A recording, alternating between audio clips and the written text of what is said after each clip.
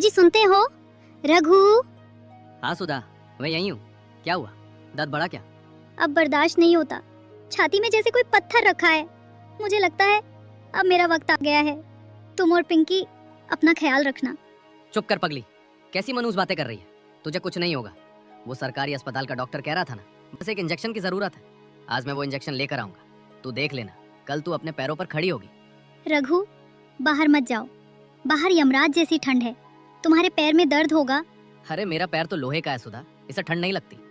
बस तू आंखें खुली रखना, मैं अभी गया और अभी आया दवाई ले। रेलवे स्टेशन के बाहर कोहरा है। रघु और पिंकी तेजी से हाथ चला रहे हैं। बाबूजी, ओ साहब जरा इधर देखिए, गर्मा गर्म बटर ऑमलेट। साहब एक बार खाएंगे तो सर्दी भूल जाएंगे, ले लीजिए ना साहब, घर में बीवी बहुत बीमार है। अरे भाई, बीमार है तो अस्पताल ले जा, यहाँ सड़क पर क्यों रो रहा है? हटो, रास्ता छोड़ो। बाबा वो देखो, एक साहब और आ रहे हैं, आप उनसे बोलो मैं तब तक प्याज काटती हूँ। बाबूजी, भगवान के नाम पर एक ऑमलेट बनवा लीजिए, बहुत भूख लगी होगी आपको। सिर्फ 30 रुपए का है, दवाई के लिए 50 रुपए कम पड़ रहे हैं साहब। आपकी एक मदद मेरी सुहाग बचा सकती है। अच्छा भाई, इतनी मिन्नत कर रहे हो तो बना दो एक, लेकिन साफ सुथरा बनाना। शुक्रिया मालिक। पिंकी बेटा, जल्दी से साहब को स्पेशल वाला बना कर दे, इसमें थोड़ा मक्खन ज्यादा डालना। तभी पुलिस की सीटी बजती है और टीटी टीकमचंद अपने डंडे के साथ आता है। ओहो, फिर आ गया तू। लंगड़े, तुझे मेरी भाषा समझ नहीं आती या लातों का भूत है तू? कितनी बार तुझे भगाया है यहाँ से? ये स्टेशन तेरे बाप की जागीर है क्या, जो जब चाहे तवा उठा के चला आता है? बाबूजी प्रणाम।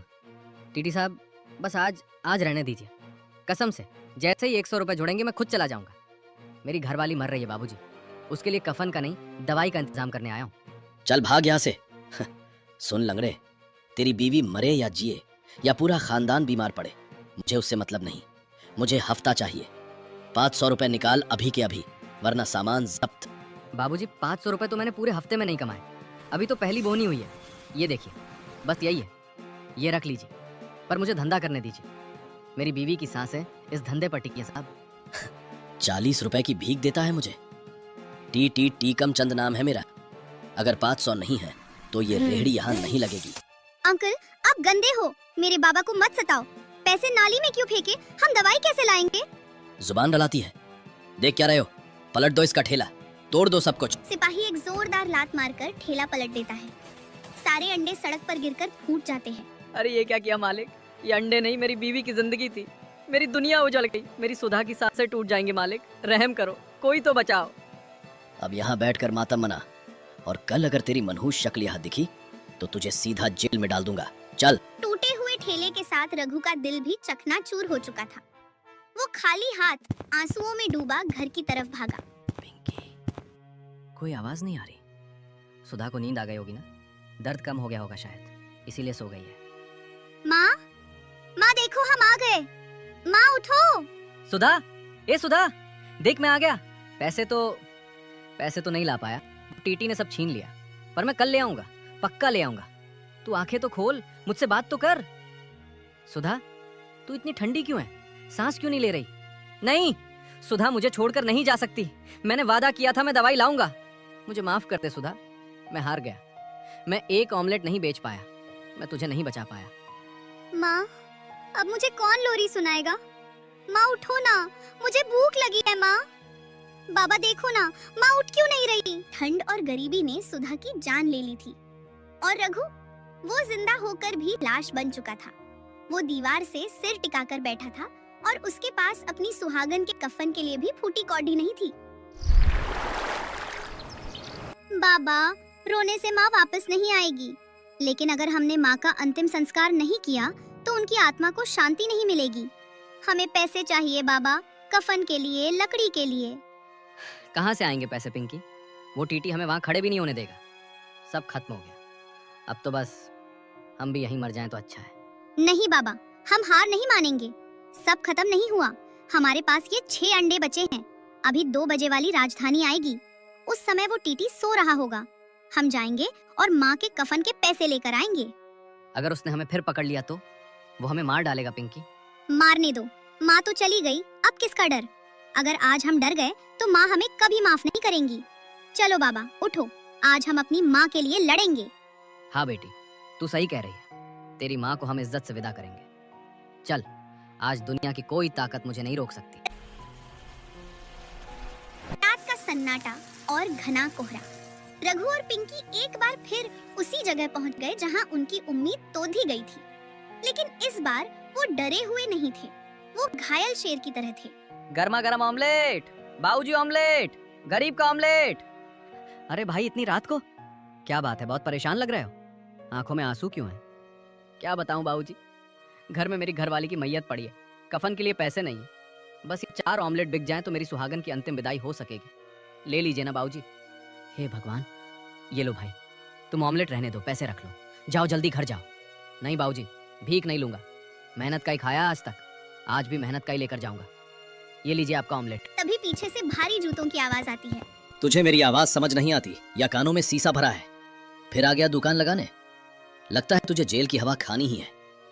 अंकल प्लीज जाने दो, मेरी माँ सचमुच मर गई है, हमें बस कफन के पैसे चाहिए, आप हमारे पैसे मत छीनो। अरे वाह, क्या बहाना है। सुबह बीवी बीमार थी, रात को मर गई। तुम भिखारियों के पास नई नई कहानियां बहुत होती हैं। चल थाने, आज तो तुझे लाठियों से सीधा करूंगा। साहब झूठ नहीं बोल रहा, चाहो तो घर चलकर देख लो, मेरी सुहागन को कफन मिल जाए, फिर चाहे मुझे फांसी चढ़ा देना, बस ये आखिरी ऑमलेट बेचने दो। नहीं बेचने दूंगा, स्टेशन मेरा है, कानून मेरा है। सिपाही घसीटो इसे। सुधा जा चुकी थी, लेकिन रघु के इम्तिहान अभी बाकी थे। घर में पत्नी की लाश पड़ी थी और जेब खाली थी। रघु ने सोचा कि शायद दुनिया वाले ना सही, पर अपने तो मदद करेंगे। किशन, ओ किशन, दरवाजा खोल भाई, बहुत बड़ी मुसीबत आ गई है। किशन। क्या है रघु, पागल हो गया है क्या? इतनी रात को क्यों शोर मचा रहा है? मोहल्ले वाले जाग जाएंगे। भाई अब मैं किसे जगाऊं, मेरी दुनिया तो हमेशा के लिए सो गई। मेरी सुधा चली गई किशन, ठंड ने उसे मार डाला, वो मुझे छोड़कर चली गई। क्या सुधा भाभी नहीं रही? अरे ये तो बहुत बुरा हुआ, अभी कल ही तो मैंने उसे देखा था। हाँ भाई, पर मेरे पास अब रोने का भी वक्त नहीं है, घर में कफन के लिए 1 रुपया नहीं है। मेरी मदद कर दे भाई, बस 500 रुपया उधार दे दे, मैं तेरे हाथ जोड़ता हूँ, मेरी पत्नी का अंतिम संस्कार रुक जाएगा वरना। रघु देख भाई, मुझे बहुत अफसोस है, मैं तेरी मदद जरूर करता, कसम से करता, लेकिन मेरी हालत तू जानता नहीं है। अभी कल ही बच्चों की स्कूल फीस भरी है और दुकान भी मंदी चल रही है, जेब एकदम खाली है यार। किशन झूठ मत बोल, हम बचपन के दोस्त हैं, मुझे पता है तूने कल ही कमेटी उठाई है। देख मैं पैसे नहीं मांग रहा, भीख मांग रहा हूँ। अरे यार, एक बार बोल दिया ना कि पैसे नहीं हैं, तो क्या अपनी खाल बेचकर तुझे पैसे दूं? कमेटी के पैसे मेरे नहीं हैं, वो मुझे माल वाले को देने हैं। अब जा यहाँ से, मुझे सोने दे, सुबह देखेंगे अगर कुछ हो पाया तो। रघु अपने सगे बड़े भाई जगदीश के पक्के मकान के गेट पर पहुंचता है। भैया, ओ जगदीश भैया, बाहर आओ, अनर्थ हो गया भैया। कौन है बे? अरे तू फिर आ गया अपनी मनहूस शक्ल लेकर। मैंने कहा था ना कि मेरे घर के आसपास भी मत भटकना। भैया आज पुराने झगड़े मत निकालो, आज आपकी छोटी बहू मर गई भैया, सुधा नहीं रही, हम अनाथ हो गए। तो मैं क्या करूं? जब तूने उस 2 कौड़ी की गरीब लड़की से शादी की थी, तब मैंने क्या कहा था कि रघु ये तुझे ले डूबेगी। देख आज वही हुआ ना। अब क्यों आया है मेरे पास? भैया जो हुआ सो हुआ, पर अब वो मर चुकी है, अब तो नफरत छोड़ दो। मेरे पास उसके कफन के लिए पैसे नहीं है, हमारी खानदानी इज्जत का सवाल है भैया। अगर लोगों को पता चला कि आपकी बहू बिना कफन के पड़ी है तो दुनिया आप पर थूकेगी। दुनिया मुझ पर नहीं तुझ पर थूकेगी। जिसने जिंदगी भर भीख मांगी हो, उसकी बीवी अगर कफन के बिना मर भी जाए तो कोई बड़ी बात नहीं। और सुन, इज्जत की बात तू मत कर, तूने अंडे का ठेला लगाकर हमारी नाक पहले ही काट दी है। भैया आप मेरे सगे भाई हो, खून का रिश्ता है हमारा, क्या एक भाई दूसरे भाई के आंसू नहीं पोंछेगा? बस 500 रुपए दे दो, मैं आपके पैर दबाऊंगा, आपके घर के बर्तन मांजूंगा, बस मेरी सुहागन को इज्जत से जाने दो। नहीं है मेरे पास फालतू पैसे। जिंदा थी तो तू उसे दवाई नहीं दे पाया, अब मरने के बाद उसे रेशमी कफन देगा? जा दफना दे उसे ऐसे ही, मेरे दरवाजे पर दोबारा मत आना। जगदीश अंदर जाता है और गेट जोर से बंद करता है। खटा। वाह रे दुनिया, वाह रे रिश्ते, जीते जी दवाई के लिए भगाया और मरने के बाद कफन के लिए। अब मैं समझ गया, गरीब का ना कोई भाई होता है ना कोई दोस्त, उसका सिर्फ एक साथी है, उसकी भूख और उसकी लाचारी। अपनों की इस दुत्कार ने रघु के अंदर के डर को खत्म कर दिया था। अब उसे समझ आ गया था कि अगर सुधा को कफन देना है तो उसे किसी के आगे हाथ फैलाने की जरूरत नहीं, बल्कि अपना हक छीनने की जरूरत है। तभी बड़े साहब आते हैं। स्वागत है सर, स्टेशन पर सब फर्स्ट क्लास है सर, सफाई एकदम चकाचक है। ठीक है। चलो अंदर चलते हैं। रुको, वो कौन है और वो बच्ची इतनी रात को ठंड में क्यों रो रही है? आ रही हैं सर, आदत है इनकी ड्रामा करने की। आप चलिए सर, मैं सिपाही को बोलता हूँ इन्हें हटा दे। भिखारी की भी आंखों में आंसू होते हैं टीकमचंद, मगर इसके आंसू दर्द के लग रहे हैं। मुझे बात करने दो। क्या हुआ भाई? इतनी ठंड में अपनी बच्ची के साथ यहाँ क्यों बैठे हो? और तुम रो क्यों रहे हो? साहब, हमें मत मारो साहब, हम बस जा ही रहे थे। मेरी बीवी मर गई है साहब, बस उसके कफन का इंतजाम नहीं हो पाया। क्या? बीवी मर गई और कफन नहीं है? तो तुम यहाँ क्या कर रहे हो? साहब, मैं यहीं अंडे का ठेला लगाता था। सुबह मेरी बीवी बीमार थी, अगर धंधा करने देते तो मैं दवाई ले जाता, पर इस टीटी साहब ने मेरा ठेला तोड़ दिया, मेरे पैसे नाली में फेंक दिए। मेरी सुधा दवाई बिना मर गई साहब। अब कफन के लिए आया था तो इन्होंने फिर भगा दिया। अब मैं कहाँ जाऊँ साहब? मेरे बाबा ने झूठ नहीं बोला अंकल, ये अंकल बहुत गंदे हैं, इन्होंने हमें बहुत मारा। टीकमचंद, क्या ये सच है? सर, वो अवैध वेंडर था सर, नियम के हिसाब से। नियम? तुम्हें नियम याद रहा पर इंसानियत भूल गए। तुम्हारी वजह से एक औरत मर गई। तुम्हें शर्म आनी चाहिए अपनी वर्दी पर। माफी मांग, अभी इसी वक्त इसके पैरों में गिरकर माफी मांग। मुझे माफ कर दो भाई, मुझसे बहुत बड़ी गलती हो गई, मैं अंधा हो गया था, मुझे माफ कर दो। तुम्हारी पत्नी को तो मैं वापस नहीं ला सकता भाई, उसका मुझे अफसोस जिंदगी भर रहेगा। लेकिन आज मैं तुम्हें एक हक देता हूँ। आज से तुम स्टेशन के बाहर नहीं, स्टेशन के अंदर दुकान लगाओगे, और वो भी बिना किसी डर के। ये मेरा ऑर्डर है। तुम्हें रेलवे का परमानेंट पास मिलेगा। अब कोई टीटी या पुलिस वाला तुम्हें तंग नहीं करेगा। साहब, आप भगवान हो, आपने मुझे और मेरी बेटी को नई जिंदगी दे दी। ये लो, पहले अपनी पत्नी का अंतिम संस्कार पूरे सम्मान से करो, कल से अपनी नई दुकान शुरू करना। बड़े साहब की मदद से रघु को पैसे तो मिल गए, लेकिन वो अपनी सुधा को वापस नहीं ला सकता था।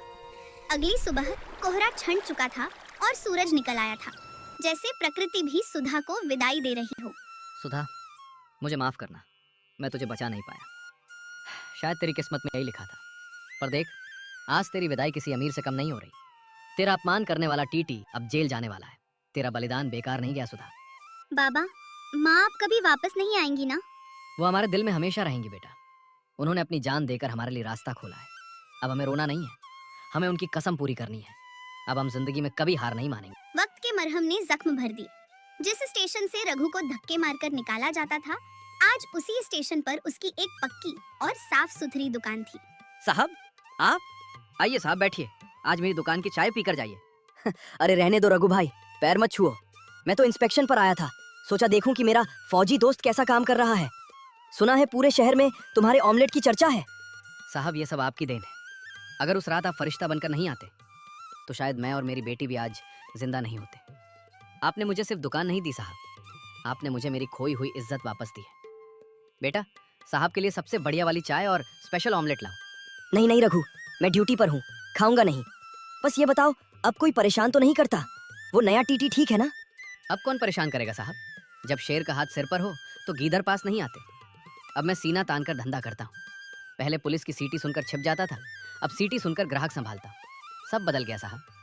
रघु ने साबित कर दिया था कि अगर इंसान की नीयत साफ हो और हौसला बुलंद हो तो वो राख के ढेर से भी उठ खड़ा होता है। सुधा तो चली गई, लेकिन उसकी यादें उस सुधा ऑमलेट सेंटर की महक बनकर हमेशा के लिए अमर हो गई।